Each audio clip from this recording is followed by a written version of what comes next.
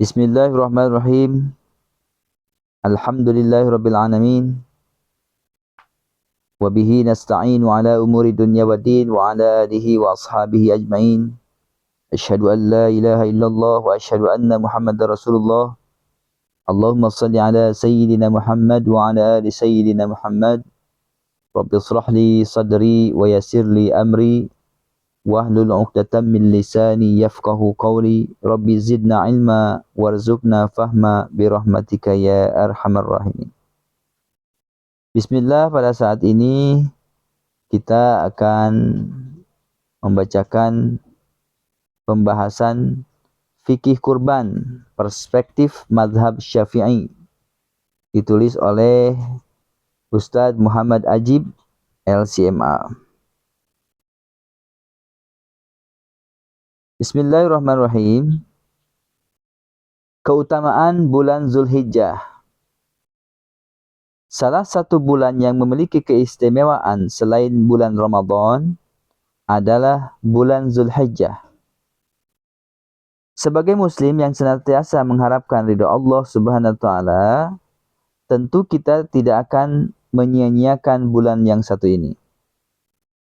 Keistimewaan bulan Zulhijjah di antaranya disebutkan bahwa 10 hari pertama di bulan itu dijadikan salah satu media bersumpah oleh Allah Subhanahu wa taala. Dan kita tahu bahwa ketika ada salah satu makhluknya yang dijadikan sumpah dalam ayat Al-Qur'an, maka hal itu tidaklah menunjukkan kecuali keistimewaan yang sangat luar biasa yang dimiliki oleh makhluk terpilih tersebut. Maka ketika 10 hari yang kita bahas ini ternyata juga menjadi salah satu media sumpah itu, maka sedikit tergambarlah dalam benak kita betapa luar biasanya 10 hari tersebut. Dan tahukah kita bahwa ayat yang dimaksud adalah ayat kedua surat Al-Fajr, surah Al-Fajr, juz 30. Allah Subhanahu wa taala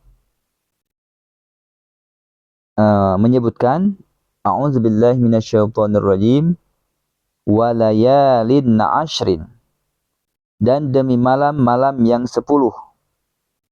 Surat Al-Fajr ayat 2. Al-Imam Ibnu Katsir, seorang pakar ahli tafsir, menyebutkan, dan malam-malam yang 10 maksudnya adalah 10 pertama dari bulan Zulhijjah, sebagaimana telah dikatakan oleh Ibnu Abbas, Ibnu Zubair, Mujahid, dan selain mereka, baik dari kalangan salaf maupun khalaf. Selain keistimewaan di atas yang tadi itu, kita temukan sebuah riwayat hadis yang menjelaskan bahwa amal soleh yang dilakukan pada 10 hari pertama di bulan Zulhijjah termasuk amalan yang sangat dicintai oleh Allah Subhanahu wa taala. Hadis tersebut adalah riwayat Imam Bukhari dari Sayyidina Abdullah bin Abbas.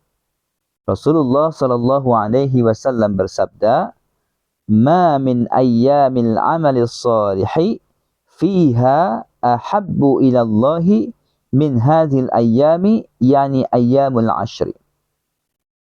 Tidaklah ada hari-hari yang amal soleh di dalamnya lebih Allah cintai dari hari-hari ini, maksudnya 10 hari pertama bulan Zulhijjah. Qalu ya Rasulullah, walal jihadu fi sabilillah.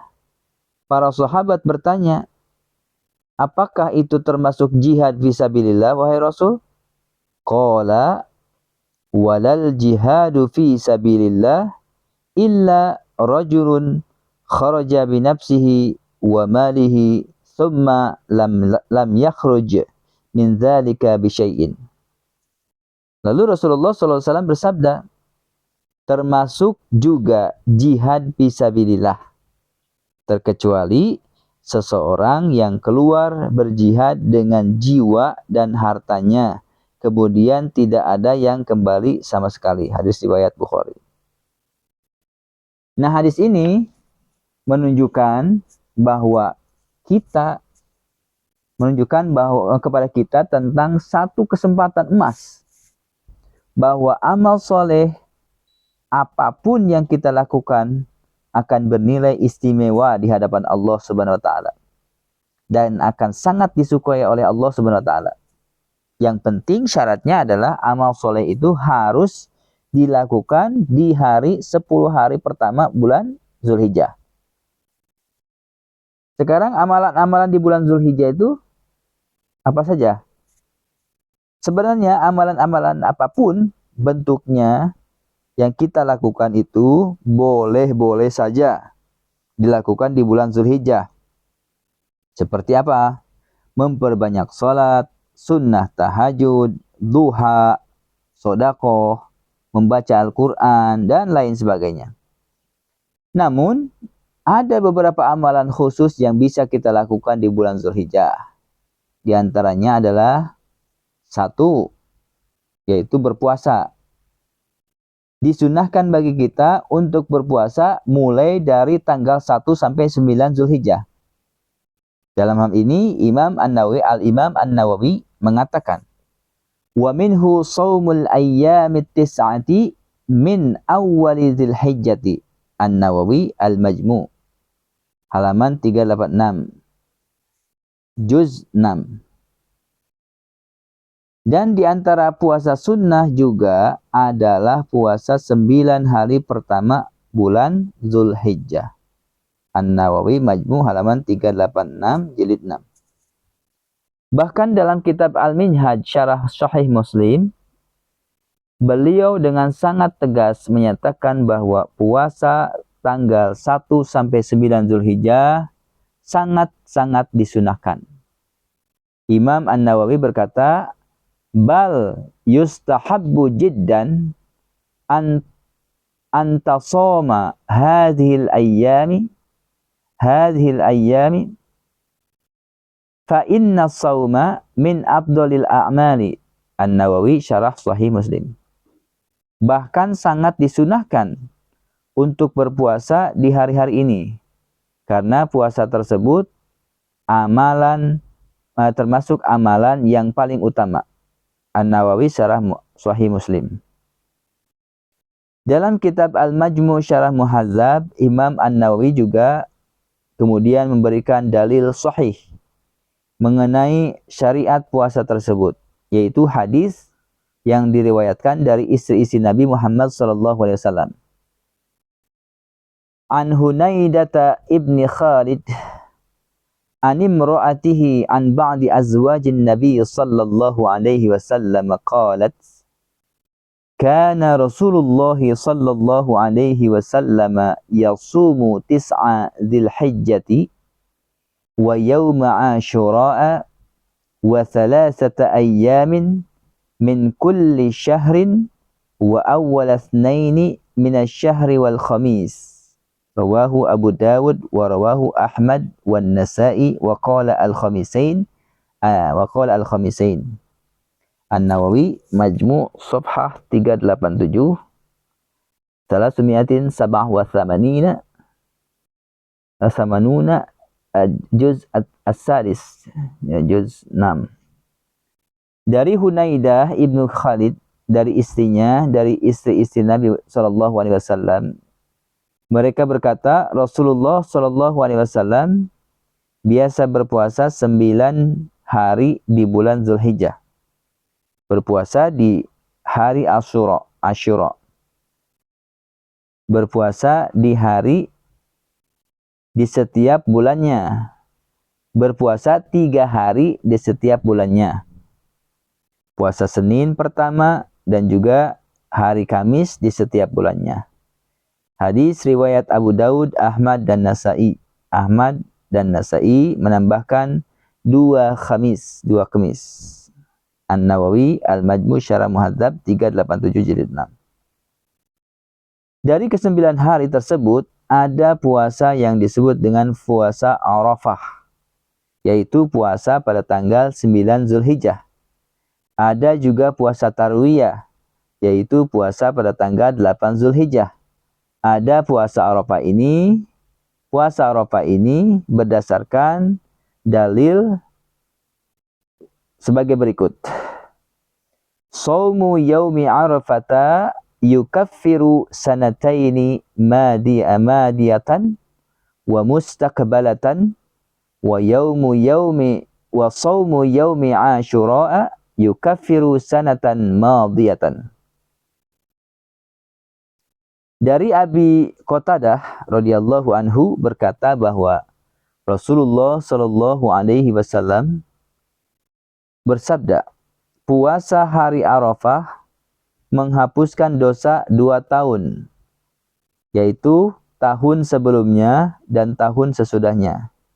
Sedangkan puasa Asyura menghapuskan dosa tahun sebelumnya. Hadis riwayat jamaah kecuali Bukhari dan Tirmidzi. Sekarang pembahasan haji. Haji jelas memiliki kedudukan yang sangat penting dalam Islam. Meski hanya wajib atas mereka yang mampu, akan tetapi karena kerinduan yang dalam, banyak juga yang kemudian berusaha untuk bisa mendapatkan panggilan Allah Subhanahu wa taala untuk menjadi tamunya. Ya, salah satu keutamaan itu adalah bahwa mereka disebut sebagai tamu-tamu Allah.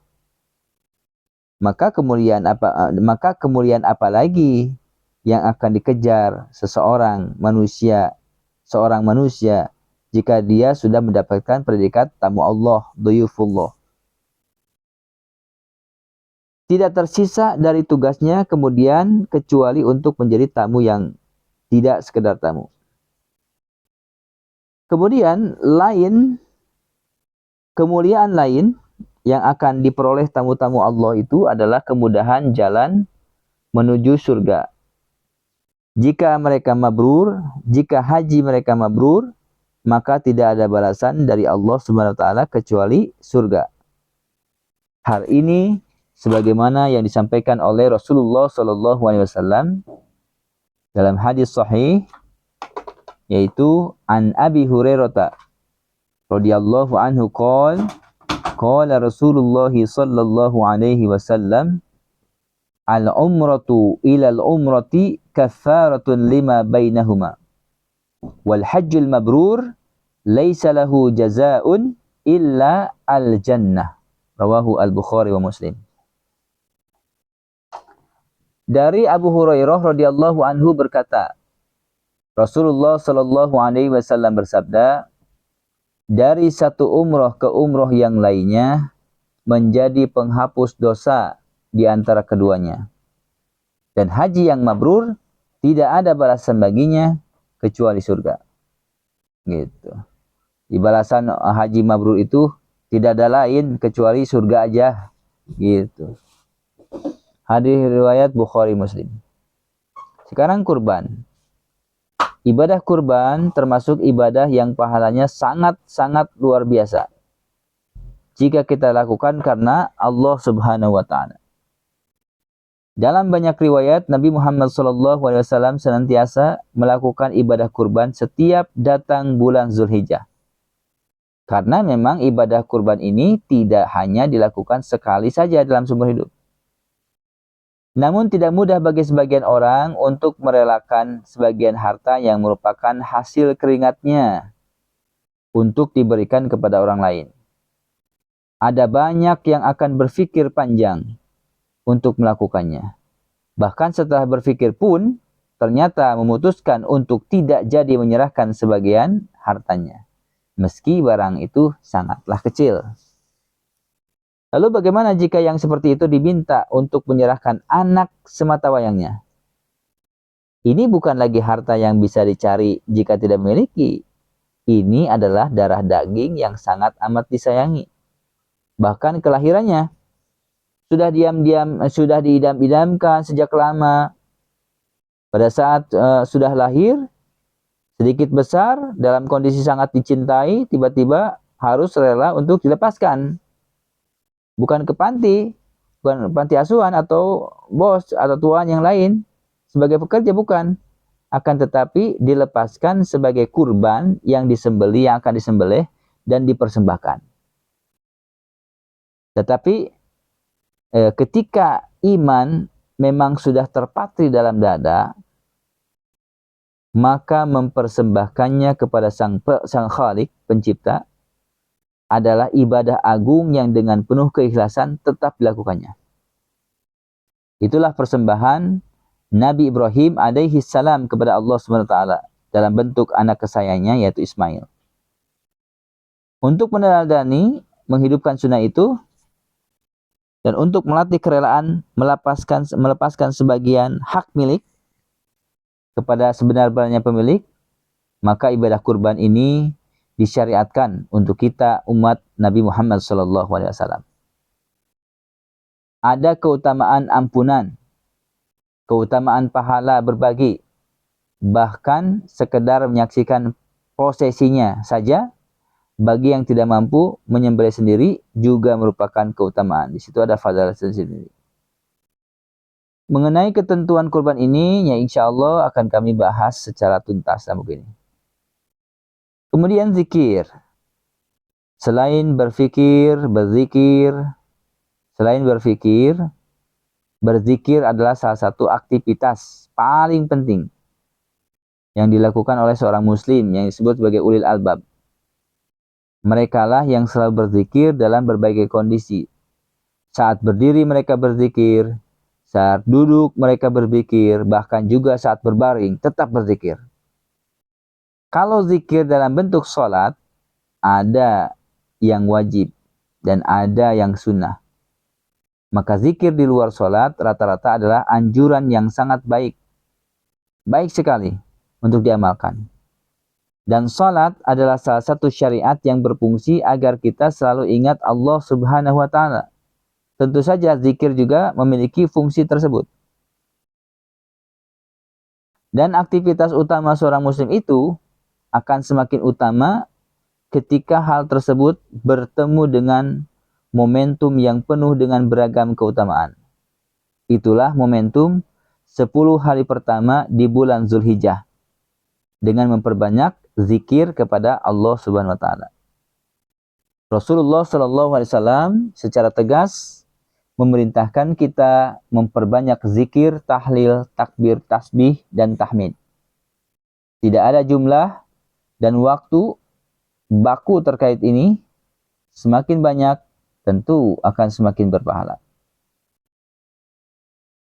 Tentang salat, rukun Islam yang kedua ini adalah syiar yang paling tampak. Rukun Islam yang kedua adalah salat. Syiar paling tampak dalam kehidupan seorang muslim. Dan 10 hari pertama bulan Zulhijjah bisa dijadikan sebagai momentum untuk semakin memperkuat kita semangat melaksanakannya dengan cara terbaik yang bisa kita lakukan. Karena salat di hari-hari itu berjamaahnya, apalagi ditambah dengan segala macam sunnahnya, adalah amalan utama yang dilakukan di hari-hari utama pada 10 pertama Zulhijjah. Ada satu jenis salat khusyuk di hari terakhir dari 10 hari pertama bulan Zulhijjah. Itulah hari raya Idul Adha. Yang dalam surat Al-Kautsar kita diperintahkan di hari itu untuk melaksanakan salat Idul Adha. Terlepas apa penafsiran lain atas ayat tersebut, akan tetapi penafsiran dengan salat Id adalah juga penafsiran yang kuat dan menunjukkan betapa pentingnya salat Idul Adha tersebut untuk ditunaikan. Pengertian kurban. Secara bahasa, kata kurban dalam ilmu fikih dikenal dengan istilah udhiyah. Imam Al-Qurtubi menjelaskan definisi udhiyah secara bahasa adalah asyatul lati tuzbahu dohwatan. Kambing yang disembelih pada waktu dohwah, pada waktu duha. Al-Jami lil Ahkamil Quran, karya Imam Qurtubi. Sedangkan udhiyah menurut istilah syara, sebagaimana disebutkan oleh Imam Ibnu Abidin adalah ma yuzakka taqarruban ilallahi ta'ala fi ayyamin nahri bi syara'ita makhsusatin. Hasyiah Ibnu Abidin. Hewan yang disembelih dengan tujuan taqarruban, mendekat kepada Allah Subhanahu wa taala di hari nahar dengan syarat-syarat tertentu. Hasyiah Ibnu Abidin. Sekarang kita membahas dalil pensyariatannya kurban. Sebenarnya banyak sekali dalil-dalil yang berkaitan dengan masalah kurban. Di antaranya sebagai berikut. Dalil yang pertama surat Al-Kautsar yang bunyinya fasalli a'udzubillahi minasyaitonirrajim fasalli lirabbika wanhar. Al-Kautsar ayat 2. Qila fi tafsirih salli salatal 'id wanharil budna.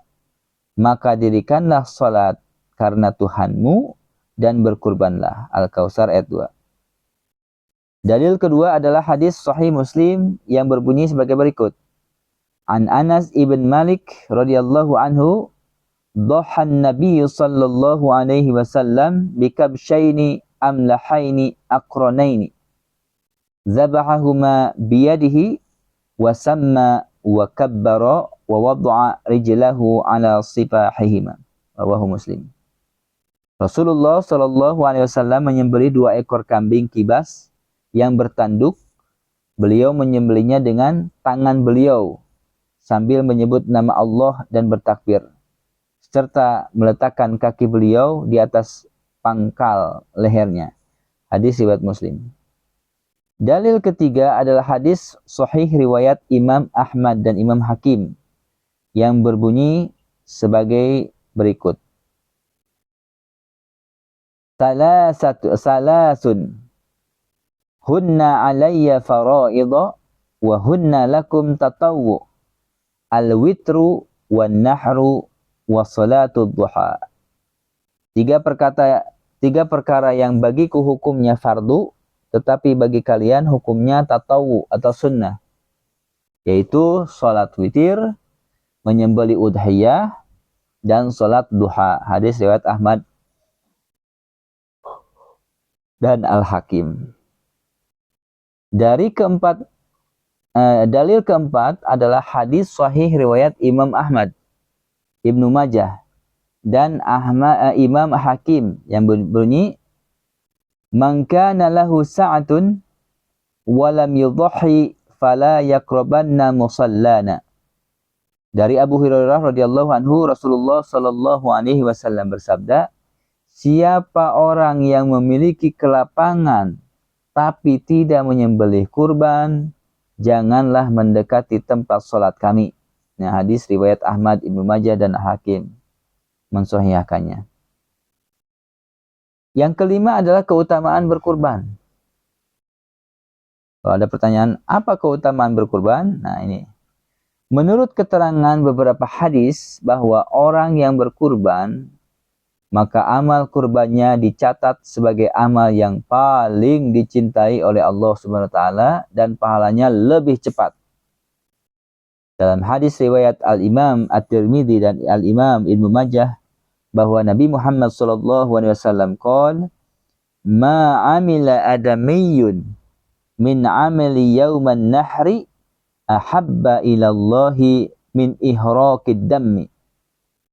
Innaha lata'ti yaumal qiyamati biquruniha wa asy'ariha wa azlafiha wa anna ad-damma la yaqa'u minallahi bimakanin qabla an yaqa'a minal ardi fatibu biha nafsan." Rawahu At-Tirmidzi wa Ibnu Majah. Dari Aisyah radhiyallahu anhu, Rasulullah sallallahu alaihi wasallam bersabda, tidaklah seorang anak Adam melakukan pekerjaan yang paling dicintai Allah pada hari nahar kecuali mengalirkan darah, menyembelih hewan kurban. Hewan itu nanti pada hari kiamat akan datang dengan tanduk, dengan rambut, dan dengan bulunya. Dan pahala kurban itu di sisi Allah Subhanahu wa taala lebih dahulu daripada darah yang menetes pada suatu tempat sebelum menetes ke tanah. Oleh karena itu, maka hiasilah dirimu dengan ibadah kurban. Hadis riwayat At-Tirmidzi dan Ibnu Majah. Oke, sekarang sudah itu saja. Nanti kita bahas tentang fikih seputar kurban. Mudah-mudahan ada manfaatnya. Usikum wa nafsi wa iyaya bitaqwallah. Wassalamualaikum warahmatullahi wabarakatuh.